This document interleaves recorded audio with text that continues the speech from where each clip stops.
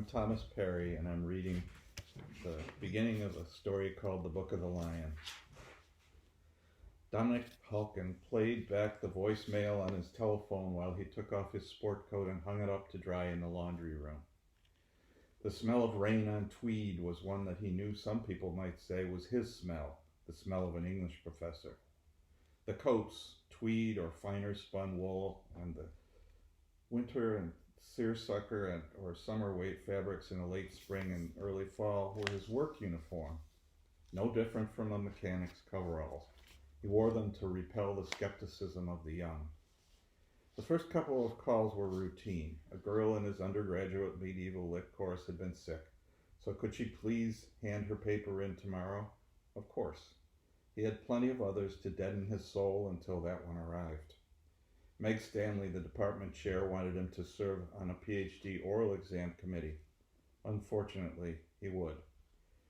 Reading the frantically scribbled preliminary exam and then asking the probing questions in the oral would be torment to him and the student.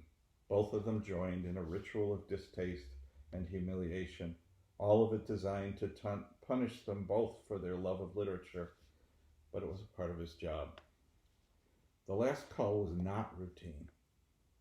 Professor Halkin, I know you are considered one of the 2 or 3 best living experts on medieval English literature.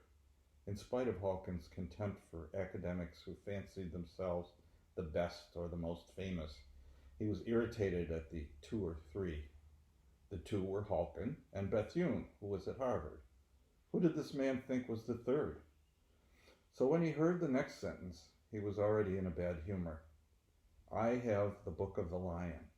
It's written in a fine court hand on thin vellum, legible in its entirety. I will be in touch. Halkin could feel his heart pounding in his chest, and yet he felt lightheaded, as though he were being strangled. He realized after a moment that he had forgotten to breathe, and he placed both palms on the table to hold himself up while he corrected the oversight, taking a few deep breaths while he thought. Of course it was a hoax. Nobody could have the Book of the Lion. The book didn't exist except as a reference in Chaucer's retraction at the end of the Parson's Tale, where he listed all of his greatest works by name. The Book of Troilus, the Book also of Fame, the Book of the 25 Ladies, the Book of the Duchess, the Book of St. Valentine's Day of the Parliament of Birds, the Tales of Canterbury, Thilke that sonen into sin, the Book of the Lion, and many another book, if they were in my remembrance, and many a song and many a lecherous lay, that Christ for his great mercy forgive me the sin.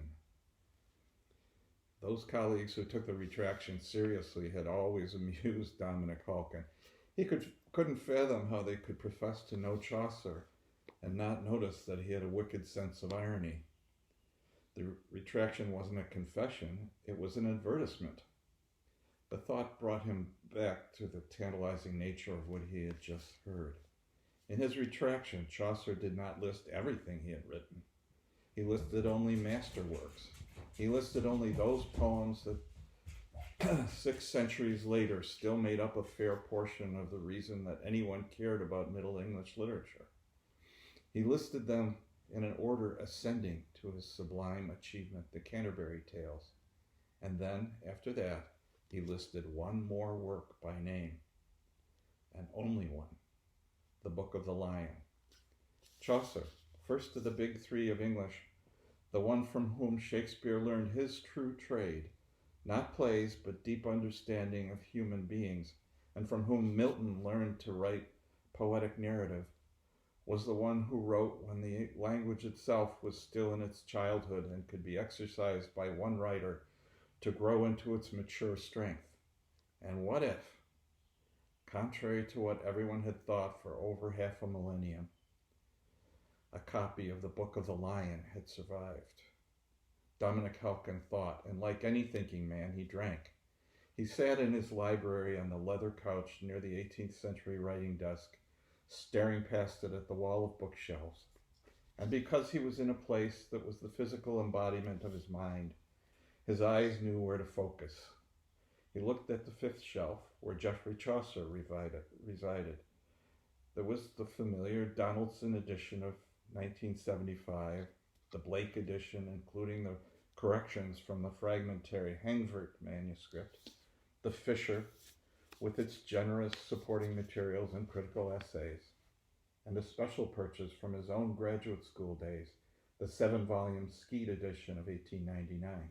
And because Halkin loved the 23 painted pictures, including the one of Chaucer, the Pilgrim, he kept the facsimile of the Ellesmere manuscript at the end of the row.